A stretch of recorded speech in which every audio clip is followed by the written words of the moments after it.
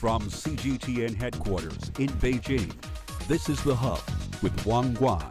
Hello and welcome to The Hub. I'm Wang Guan in Beijing. New developments in Asia Pacific and its real politicking at its best. The United States and Vietnam have elevated their ties to comprehensive strategic partnership. Bear in mind that is one of the highest designation in Vietnam's foreign relations. That was announced during Joe Biden's visit trip to Hanoi, Vietnam, and that is significant. Joe Biden is only the second ever sitting U.S. president to visit Vietnam. And as you're looking at the pictures of the Vietnam War, the two countries did fight one of the most prolonged, brutal, costly, and tragic wars since the end of the Second World War. And now, the two countries seem to have come a long way. That said, China's relations with Vietnam have been robust too. The Secretary General of Vietnam's ruling Communist Party was the foreign leader to visit China after the 20th Congress of the Communist Party of China last October. On top of that, China has been Vietnam's largest trading partner for as long as people can remember. The trade volume of China and Vietnam were some 25% higher than that between Vietnam and the United States, as much as people love to talk about reshoring and friendshoring. Now, to make sense of all this, I'm joined in Tokyo by Lim Tai Wei, adjunct professor, adjunct research fellow at the National University of Singapore. In Washington, D.C., we have Klaus Larres, distinguished professor of history and international affairs at the University of North Carolina at Chapel Hill. And in Beijing, China, we have Rong Ying, vice president of the China Institute of International Studies. Welcome back to the program, gentlemen. Let me start with you, Vice President Rong Ying. This is significant because this elevation of relations between Washington and Hanoi is such that it is one of the highest designation in Vietnam's foreign relations. What do you think Vietnam hopes to gain from all this, and what do you think the United States has to gain from this new partnership? Well, it is true. I think if you look at the formula of the relationship, the designation between United States and Vietnam, you're right. I think it's now has been elevated to the extent where its relationship is now almost stand side by side with Vietnam's relationship with Russia, a traditional ally, with India, again, a very close relationship traditionally and also in other areas, and South Korea. Regard to the China, I think I always, as a Chinese, I also want to say that it looks like if the formula, there is still a difference because China's relationship with Vietnam has been designated as the comprehensive strategic cooperative relationship. So that one word, additional word, may tell us, the relationship has a different nature or different scope, and of course, different sort of a context. But all in all, I think the relationship between Vietnam and the United States has been making steady progress and highlighted by this visit. And of course, there are a lot of work to be done and a lot of issues to be resolved. Having said that, I think we have to agree that the relationship is now in good shape and there are good sort of prospect for furthering that relationship if all the agreements and could be are being implemented. Yeah, Vice President Rong Ying, do you expect Beijing to be upset by this new elevation in any way?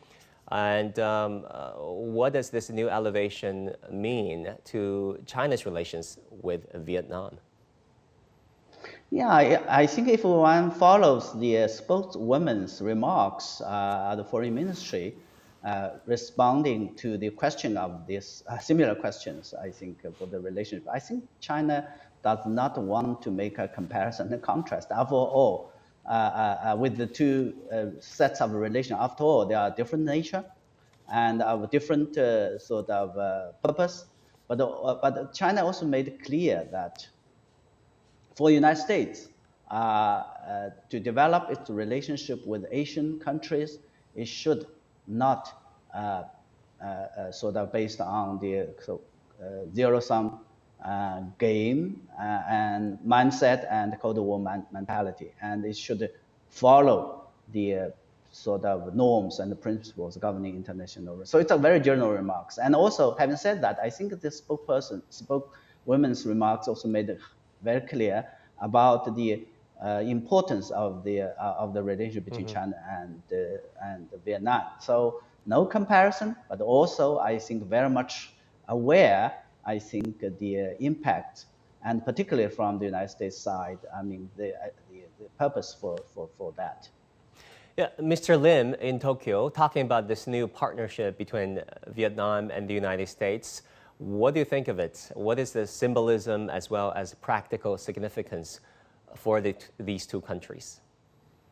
Well, I think most reports really focus on economic aspects. For example, there's going to be a deal between the U.S. and Vietnam in which the U.S. will supply 737 MAX Boeing jets to Vietnam. And in return, it will create 30,000 jobs in the U.S. So this is a landmark deal that is worth around U.S. 7.8 billion. And so 50 737 MAX jet is going to be the start of a cementing industrial relationship between the two. From the Vietnamese side, they also see this as a economic cooperation. They are very eager to get U.S. chip making factories and foundries to Vietnam. In fact, some U.S. companies have already opened up a campus in the outskirts of Ho Chi Minh City, and there's I think the investment is around 1.5 billion US dollars. That's already there. So there is some sort of expectations that the American investors will expand the chip making investments in Vietnam in line with Vietnam's aspiration to become a chip making power as well. In addition, Vietnamese companies have also gone to open up factories in North Carolina to produce EV cars. So I think there's a deepening economic relationship between the two. And Mr. Lim, considering all these interconnected and strong industrial relations between Vietnam and the United States, do you think these relations will inevitably evolve into stronger security ties? Because we've heard about the fact that American chip makers, as you just mentioned, are considering relocating part of their supply chains to Vietnam, and also the weapons manufacturers reportedly are also considering Vietnam as a viable alternative. Well, Vietnam, like ASEAN, is pursuing an omni-directional foreign policy. Omni-directional means that Vietnam and ASEAN will pursue relationship with all the major powers. So if you have been reading the reports about the latest visit by the US president to Vietnam, the reports also mentioned that Vietnam is in a deal to buy Russian weapon systems. And also a senior Chinese official have visited Vietnam before Biden's visit. And so this omnidirectional sort of policy means that Vietnam wants to deepen the ties with all the superpowers in the region, the major powers in the region, and to be able to benefit from all of them. So omnidirectional does not mean that it will be targeted at anyone. Yeah, but Mr. Lim, considering America's sanctions towards Russia, it's great to talk about this omnidirectional relationship, multi-directional relationship. But in reality, if Vietnam buys weapons from Russia, for example, would Washington be upset? Would Vietnam be subject to America's own sanctions as well? I think the word that they use is diversification. So it's not really upset, but the fact that they want to offer Vietnam choices when it comes to industrial or dual-use technologies. So diversification rather than sort of exclusion appears to be the game here. And Vietnam, I think, will stick to its omnidirectional industrial and foreign policies in this respect. Yeah, fair enough. Professor Larres, let me turn to you. At the news conference in Hanoi, Vietnam, President of the United States, Joe Biden, said this. I want you to listen to what he said first. And I think that one of the things we've done, I've tried to do, and I've talked with a number of my staff about this for the last I guess, 6 months, is we have an opportunity to strengthen alliances around the world to maintain stability. That's what this trip was all about. Having India cooperate much more with the United States, be closer with the United States, Vietnam being closer with the United States. It's not about containing China. It's about having a stable base in the Indo-Pacific. But Professor Larres, in reality, don't you think that this new elevation between Vietnam and the United States is a thinly veiled China countering strategy or China hedging strategy, if not China containing strategy? I mean, is what Joe Biden just said just American rhetoric? No, I don't think so. It is really the attempt to counterbalance China in the Indo-Pacific region. And the reason why we have seen that deal today was, first of all, American patience. They have wooed Vietnam over the last 2 years and longer. You know, the cabinet members went to Vietnam, even aircraft carriers visited Vietnam, and that patience has borne fruit with that agreement. But there are always two sides to the agenda. And it is also Chinese mishaps which have driven the Vietnamese into American hands, if you like. You know, China has pursued a very assertive policy in the South China Sea that has antagonized Vietnam. Only last week, you know, water cannons were used on Vietnamese fishermen and their boats. And that, of course, makes the Vietnamese angry, but also anxious. And they feel really under pressure from China. And that has pushed them into the American hands. And as far as Vietnam is concerned, they want to gain a little bit more independence, strategic independence from China. And China is, of course, the biggest neighbor Vietnam has, the biggest trading partner. So Vietnam will not be able to become independent entirely from China, but they want to gain a little bit more independence by counterbalancing China with, for example, the United States. But Vietnam has also said they want to develop close relations in the future with Australia, with Japan, with India, with other countries around the world. And I think from a Vietnamese point of view, that is fully understandable. Any big neighbor intimidates a small country, and that small country then looks for alternatives. And of course, there also is an economic dimension. You know, to develop the American market is always beneficial for a small country, a relatively small country such as Vietnam. And that is also appreciated by Vietnam. So Vietnam, as far as I can see, can only gain from that deal today. And the United States, of course, expects also to gain from the deal, both economically but also strategically in the Indo-Pacific. But Professor Larres, let's not forget, other than some disputes in South China Sea, among other security issues, China and Vietnam have this very robust trading relationship. Vietnam's very progressive economy depends on raw materials and as well as finished goods from China. The trade volume between China and Vietnam are somewhere between 25% to a third higher than that of the United States. As much as people talk about the progress in Vietnam's trade with the United States. No, that is what I just said. Vietnam will not be able to free itself from its dependency and also its cooperation and partially also its partnership with China. That is impossible. You know, the United States is also geographically very far away from Vietnam, while China is, of course, just round the corner. So I think it is the attempt by Vietnam to counterbalance various forces around the world and to gain a little bit of independence, a little bit of freedom for its own policy, for its own independent policy making. That doesn't mean Vietnam is going to break up relations with China, not at all. They have still very close relations and that will continue, but Vietnam also wants to have other flourishing relations around the world, including with the United States. In a way, you can say Vietnam is becoming, or is trying to become a little bit more neutral in that great power competition around the world we are witnessing at the moment.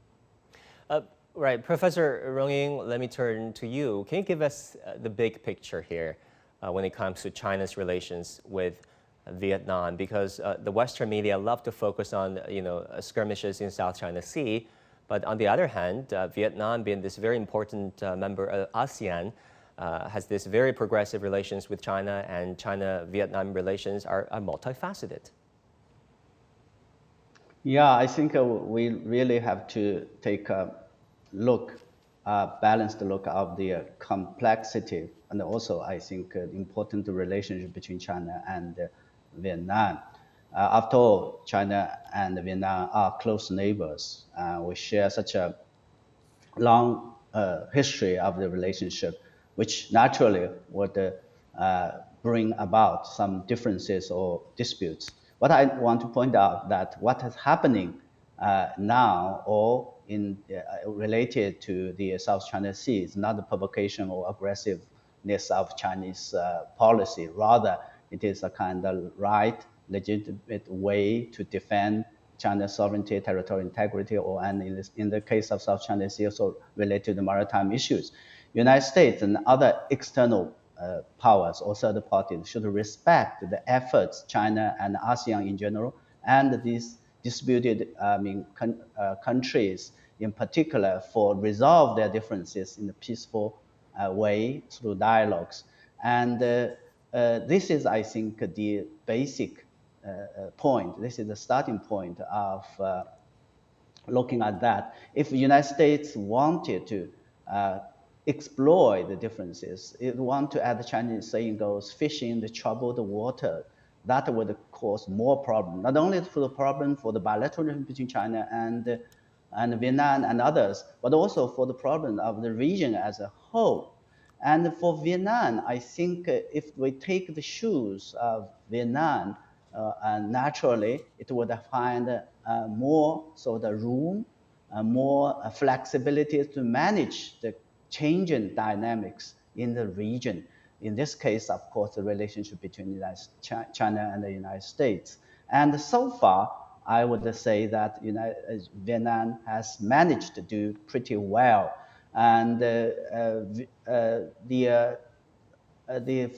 the relationship between China and Vietnam has multi sort of dimension and a lot of much deeper in terms, not only in terms of economic and trade issues. So we're talking about the need for development, the relationship, the road, but also in the political front, where both China and Vietnam are, led by the Communist Party and share a lot of common grounds in terms of how to explore a proper road for development in allowance conditions, and equally important, how to manage the balance of a transition between security and development. So that's why I think at the very beginning you talked about the first ever visit after the 20th Party Congress of China was taken by Vietnam. There are a lot of things in this regard,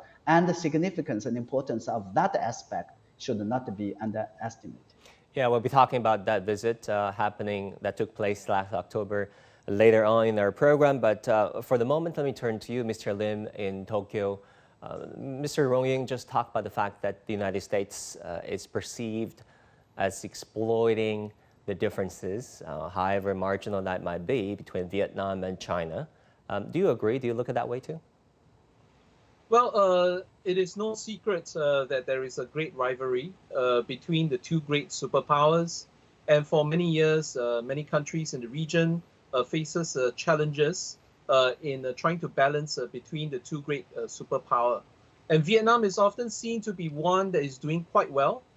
In fact, as your footage shows, President Biden says that he does not intend to contain China or to start a Cold War in the press conference. And indeed, that is in line with the Asian Pacific outlook that is promoted by ASEAN, which includes Vietnam, and that these kind of outlook is omni-directional. In addition to the pursuing ties with China and the U.S., Vietnam has also reached out to great powers like India and Japan. So I think the ASEAN will try to maintain this neutral platform as much as they can, and also balance it with their own respective national interests. So in that sense, I think the neutrality balance will continue, particularly by Vietnam, who can benefit from good ties with both great superpowers. Yeah, Mr. Lin, how do you envision Vietnam's security relations with the United States to evolve? I mean, Vietnam obviously has allowed American navies to make port calls occasionally.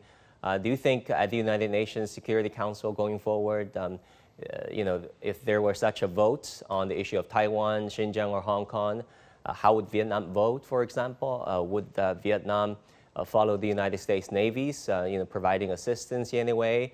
Would that violate Vietnam's own neutral stance, as you have mentioned? How far would Vietnam and Washington go in terms of securities? Well, if you look at Vietnam's arms industry, it is still heavily dependent on Russian arms. And in the same news report as mentioned, they are in a deal to purchase Russian arms. The U.S. is keen to diversify the arms purchases with choices that they can offer. But at the same time, perhaps, if you go just a couple of weeks or months earlier, Vietnam has also received a free warship from India and has expressed interest in buying missile systems from India.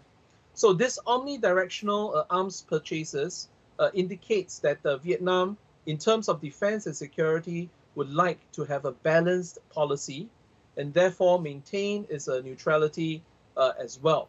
And I think as long as the arms industry is engaged with all major powers, it does not want to have a confrontation with major powers unless its national sovereignty or its national interests are transgressed. Yeah, it's not just the arms industry of the United States, but also the high-tech industry as well. The United States has been eager to secure deals with Vietnam on semiconductors and minerals. Professor Larres, let me turn to you. These offers were seen as countering the influence of China and America's so-called dependence on the Chinese market, moving part of their supply chains away from China and, friend-shoring, quote-unquote, to countries like Vietnam. How much success do you think these efforts will be? Well, we see a general trend of diversification around the world. All major countries want to diverse their dependence on supply chains on certain countries. And here China, of course, figures large. But it doesn't just mean they don't want to depend on China alone. They don't want to depend on any one country. The same would apply to India if the same dependencies existed.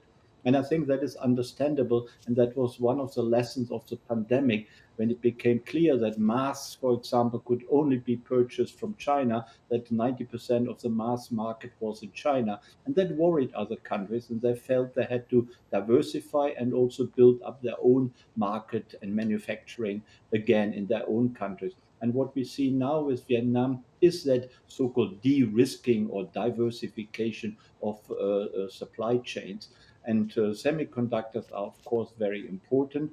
And to develop an alternative market to perhaps Taiwan, to China, to other areas in the world makes only a lot of sense for many countries, not just the United States.